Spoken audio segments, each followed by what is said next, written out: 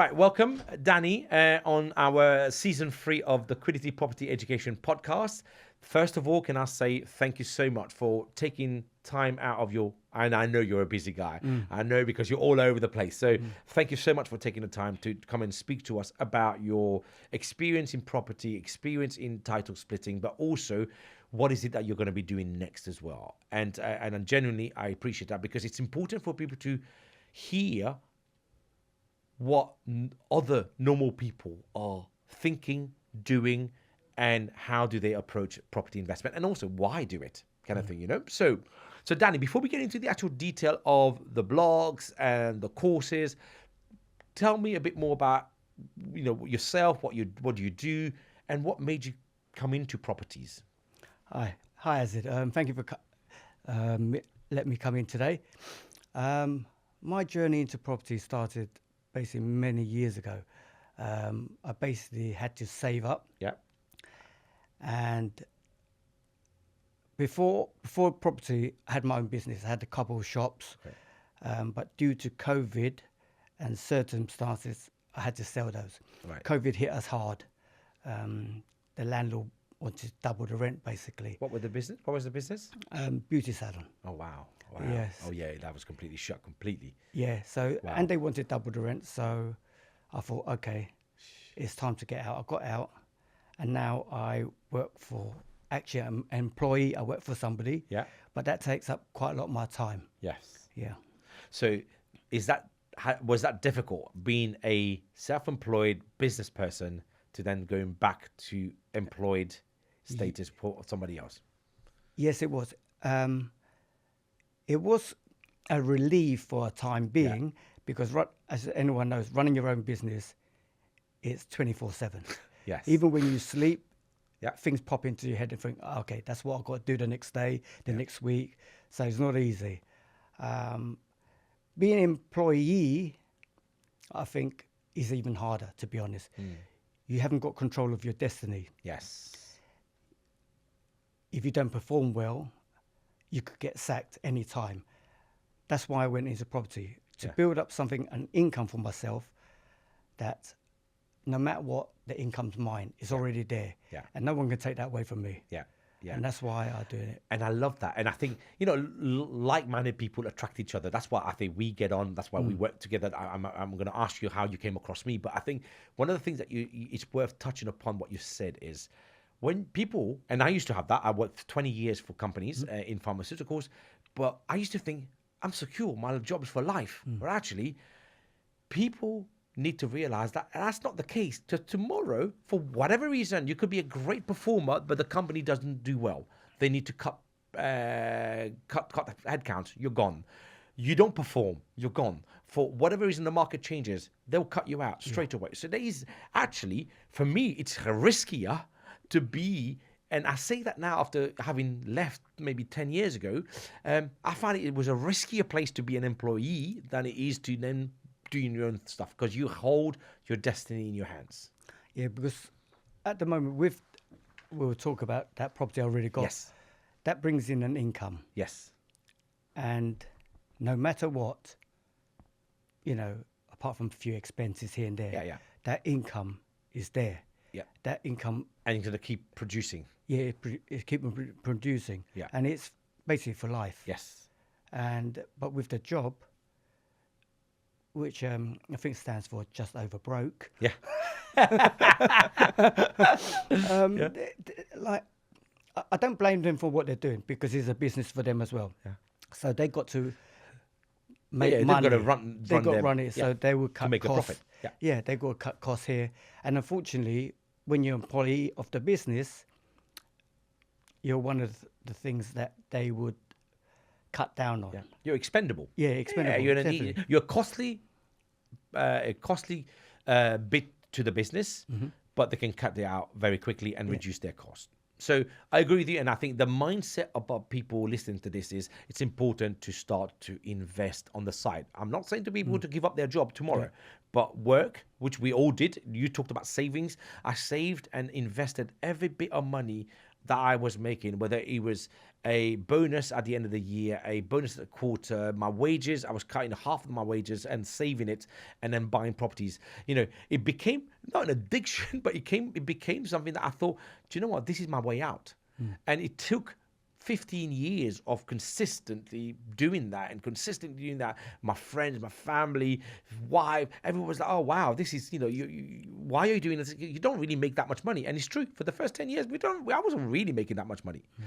So you then decide to say, okay, well, you got some money, I'm assuming, from the sale of the business, and you wanted to kind of reinvest it in. So tell me a bit more about how you come across title splitting, and then how do you decide to come and work with me on the title splitting course? I've been following you for quite a number of years. How many years? A couple of years? Actually, from now is maybe about 3-4 years. When I look back at it, quite a number of years. Wow, okay. But it was taking the plunge into doing your course. Yes. With all the free stuff you was giving online. Yeah. I learned some. Yeah. So that's what made me buy my present one at the moment. Yeah. So also you were listening to the free content, which is great. Yeah. And then did you ever read the book beforehand? No, I didn't. No? Okay. No, I should have done. Yeah. Okay. Yeah. But that was good though, because even then you were thinking, you know what, I've still got to learn enough on the kind of social media side to take the plunge to buy something. Yeah. Okay, great. And then, so you've been following me, and then what kind of then tips you over to say, actually, you know what, I'm gonna put money where my mouth is, pay for the education, and come and work with this guy? Well, it's the nitty gritty of title splitting that people don't see. Okay. It's the basic knowledge of buying a property, split it, get the legals done. It's not as simple as that. There's so many little parts of it. There's so many parts. Like you could look at part A and you get part A1, A2, A3. So give us an example of some of the kind of the quirks that you've worked with on the one that you bought, the block of flats that you bought. So what's the main challenge that you found? Oh God, I would never have known this until I got into it. Regulations. Regulations. There's like the fire stuff. Yes. I think everyone knows who looks into title splitting knows about EPC and room sizes, especially when they've got the free content from you. But the regulations, fire, tenancies, even tenancies, and now asbestos report, things like that. Which I've found out recently. Yeah. So until you get into these kind of things, you don't know. So it's like the known things that you don't know what you don't know. Yes, right. Yeah. And so then working with me on this one-to-one format of, the 4 weeks of content, 6 hours after you start to then finish the 6 hour, the 4 hours of content, and then you start to look for your blocks and start to buy. How has that helped you? Has it helped you in the way that I've structured it, the format where you are able to access me, ask questions, and then help you along the way? Oh, it's sometimes like having you on speed dial. I'll see a block. Yeah. I think, what other angle is it to that? Like recently, I just texted you the other day. Yeah. And then you'll reply back saying... Give us an example. That one was a 999-year leases. That's right, yeah. 4 flats. 5 flats. 5 flats and 2 shops below. On the picture, it didn't say it. It had, maybe it was like 3 or 4 shops. Yeah. So I asked, do you buy leasehold? And you said, yeah, I buy leasehold. But I was thinking, what other problems is it? I knew that the freeholder might stop me from splitting it. Yeah. But there's different angles I didn't know, which I asked you and you explained. It opened my eyes and I thought, okay, maybe I should ask the agent this question. Maybe I should ask the agent that question. So having me on speed dial. Yeah, on board. Yeah, speed dial. Yeah. Makes a bit of a difference to your journey. So you can, and again, it's 1 or 2 questions that you're asking that then either writes this deal in or writes this deal out. Yeah. And I think this is why I constructed my program, the 4 week, 6 hour course after you've started to buy over a 12-month period, because people are not rushing. You're not rushing to just buy anything. It's not like you go to a course for a weekend, you get lots of information and then you walk out with lots of information, but you don't do anything with it. I've been on a few of those courses, even those free courses, and what didn't work for me was that all the mentees were put onto one group chat, Okay. and if you didn't know something, you go into the group chat and you ask Yes. another mentee. And to me, it's like the blind leading the blind.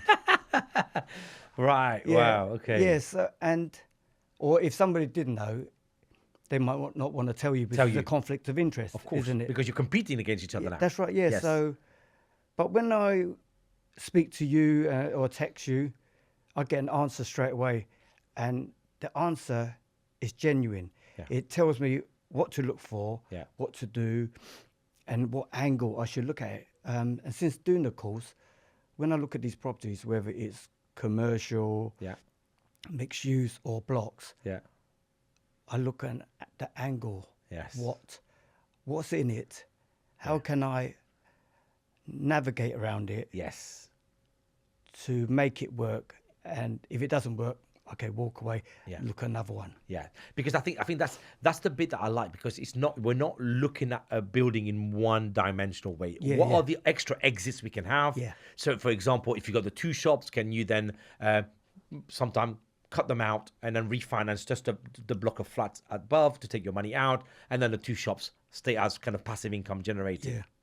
So, talking about your block that you bought in up north, how did you find that building to begin with? On the internet, then popped up on the auction site. Okay, so it was an auction purchase. Yeah. Okay, right. So And did you buy it during the auction, before the auction, after the auction? during the auction, which was a bit nerve-wracking because Yeah. the price was going up, it was the guide price was between 200 to 220. Yeah. I And thought, how many flats were there? 4 flats. 4 flats. Okay. I thought I could live with that. Yeah.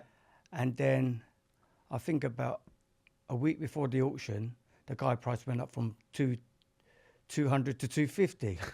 I thought, okay, there must be some interest in Yeah. it. Yeah. Yeah. Yeah, so But that's auction tactics for you sometimes. yeah, yeah. They can see how many people are registering for that. Yep. Especially now online. They know exactly how many people have registered, downloaded the pack. So it's quite a bit of a game. So they know, Yeah. there's quite an interest here. Let's try and push the guide a little bit higher. yeah, So it was guided at 250. How much did you end up paying for it? 250. 250 on the bottom. Yeah. Okay, right.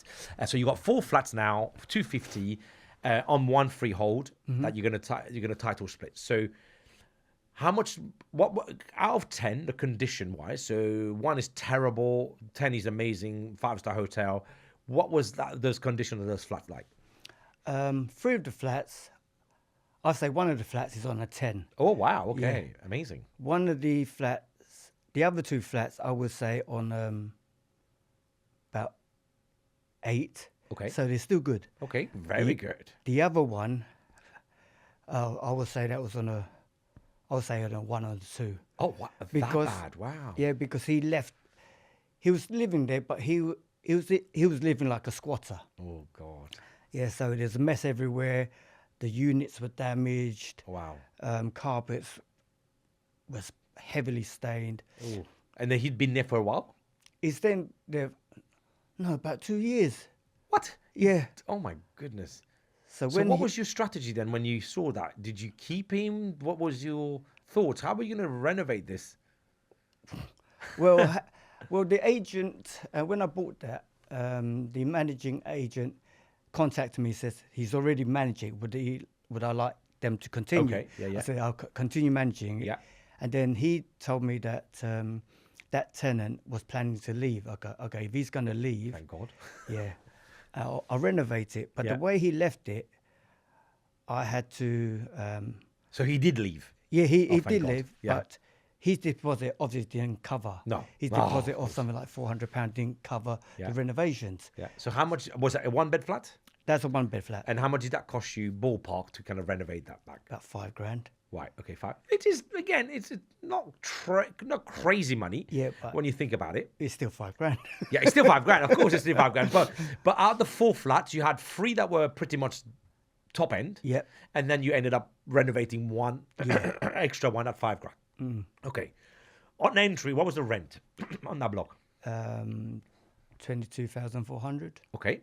And now that you've done, after that, you renovated, you re-rented all 4 flats, 22,000 went up to what? 29. Wow. 29,000. Yeah, it's 29 now because Wow. That's a massive uplift. they haven't raised the rents in all those years. Yes. And I said to agent, what is the rent in this area? They told me, I said, and it hasn't been raised. I said, we've got to raise it. Yeah, So good. I've continued. I don't see why people don't raise the rent. You're just leaving money on the table. Yeah. Why do you think that is? They don't want to upset the tenant. Yeah. Long-term landlords, they've got another business. This is not their main business. Yeah. So a lot of people ask me, say, do you know what, hang on, I don't believe this 22,000 is going to go to 29,000. No way. Why have they not done that beforehand? Or why has the landlord left it that low? And the answers are very simple. Old landlord, retiring, cannot be bothered, used it for a different purpose just to park some money in. Yeah. And then we come in as investors in properties to optimize the rent. You get, you're getting a 30% uplift in your rent. That's ridiculous. But because I look at the sums and I think if I don't do that, then there's not much. Well, there is money, but there's not much. It's like, why aren't you just putting up the rent? Exactly. Why are you giving away free money? Like you said, you're leaving money on the table. Yeah. So, okay, so you've got it. So when you bought it at 250, let's say you spend 255 with a bit of here and there, 270. What's the block value worth now? Well, I would say it's worth. It should be worth at least 300 to 320 because the property next door is only less than half the size. Yeah. And about 12 years ago, it was sold for 160. Yeah. So when I've done my calculations about and how much percentage of property rises in that area, I calculate mine to be about 320. Yeah. But obviously, when you come to remortgage, the mortgage company look at a different view and to safe bet themselves, they downvalue it. Yes, of course. Yes. And different areas will have a higher down valuation than others. And I think that's the key bit about it. But I guess, I mean, obviously you bought this before you did the course with me and we went through the whole logic of where to source, what to source, how to deal analyze them. More importantly, will they value up for that GDV? Yeah. Now, just to be clear, I still think you pay 255, it's worth 325. You still uplifted your value around 70 odd K by pretty much spending $5,000. That's still a very good deal. Okay. It's not, I guess the question I'm going to ask you is, would it now be a deal, knowing what you've learned from the course and with me, how to analyze, would you still buy this deal? Knowing what you know now? Maybe not so much. Why? Because I think when I bought it, the maximum I should have paid was 220. Okay. So I paid about 30 grand more. Yeah. So almost the original guide price was probably about right. Yeah. Yeah. But if I didn't buy it and wait for the next one, I don't know how long I'll wait. Correct. So for me, it was, okay, I paid a little bit more. Yeah. I looked at the property. It had all the right things that you spoke about for title splitting. Yeah. The property was in very, very good condition. Yeah. Yeah. So for me, that's a stepping stone to my next one. Yes. And sometimes you just have to take actions, right? Yeah. If I make because nobody's gonna buy the first property and it'd be 100% game changer. Yeah. Like a perfect purchase. Yeah. 100% agree. But on the flip side, there's two mechanisms that I always look for. Do we recycle all or as much as our money out? Yeah. And two, do we make passive income on them as we've refinanced out? The second one, all day long, you're making decent passive income, which is, that's what we get to spend, right? Yeah. The first part, the recycling the money, you're probably not 100%, but you're not that far off. So overall, when we spoke about it at the end, it's not the worst deal. You could have bought a lot worse deal, but like you say, if you'd got it 30 grand less, you would have been in a much better shape. Yeah. But ultimately, if I had to make a decision of saying, do you buy it, do you not buy it? I'd still say buy it because of the rental income that you're making, I think. And also, you've jumped in. Yeah, that's right. Both Yeah. feet, you've got to know. So now, thinking about your experience on this, having done the course, and now you're back on the market, your money's ready to reinvest. I know we're speaking about on Quiddity sourcing to help you find something. Has the course given you that much more confidence now to then get you to propel you to the next one? And are you intending to carry on buying blocks of flats? Oh, definitely. With my knowledge now, I know it's still not. I'm still learning. Basically, I'm still We all learning. are, yeah. With my knowledge now, I can look at something and assess it better. If there's a small part that I don't know, well, I'll text you anyway. Yes. Yeah. And that's why I'm constantly looking. It's like I've only got about 3 hours a day looking because of That's amazing. my day job. Yeah. But that's amazing. That consistency. I always say to people, I'd rather you do half an hour every day than to do 5 hours on a Saturday and then you don't do it for a week. Yeah. So the fact that you're consistent is really good. Because if you just do 5 hours on a Saturday, you'll miss a lot. Exactly. Because today somebody's listing a property, Yeah. and then on Wednesday they're going to do another one and another. But if you look at it on Saturday, somebody like me and you have already bought it. yeah, that's right. Yeah. Well, you probably. So last thing, what's your biggest takeaway, not just about property, but about yourself, about the mindset that you've kind of now got to having, bought property? Yeah, but listen, you were already a businessman. You were already, you've done employee. You are investing already. What's the biggest mindset change that you find yourself, say, from last year to this year? To look at property is consistency. Yeah. Instead of thinking, okay, one day I'll have a rest, go on holiday, come back and look. No, it's every day. It's continuous. Yeah. It's another full-time job. Yeah. But this full-time job is for yourself. So the more you put in, the more you get out. Yeah. And it's your exit, right? That is our exit. that's my Otherwise, exit, yeah. we're stuck in the day job forever. And they dictate our life. Yeah, because I've already got income from that block. Yeah. I know that how many more units I've got to buy to get out of, step away from my day job. Yeah. And it's basically as a legacy for my kids. Yeah. Basically, Yeah. they can carry on. Yeah. And I think that's important. As part of it is for us. Part of it is we're building something for somebody else for the future. And you started, because people sometimes say, well, how much money do I need to get into this strategy? What was your kind of startup capital when you first started with this? Well, I had about 280. Yeah. But 30 of them, 30 got spent. Yeah. So I had 250. 250, So okay. when I bought that at auction property, that was my max. Yes.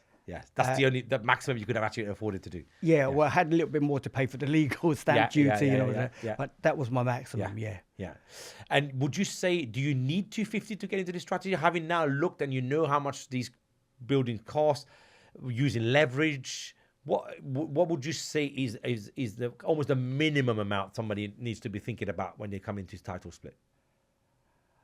I would say between 50 to 100. Yeah. But it depends on your strategy, what parts of the country you look for. Yeah. Yeah, absolutely. Because different, for obvious reason, different parts are cheaper, higher up, and you're looking at your risk on maybe certain areas. Yeah. The rent you can get from certain areas. So with my capital, sometimes I don't know, maybe a bit picky. Yeah.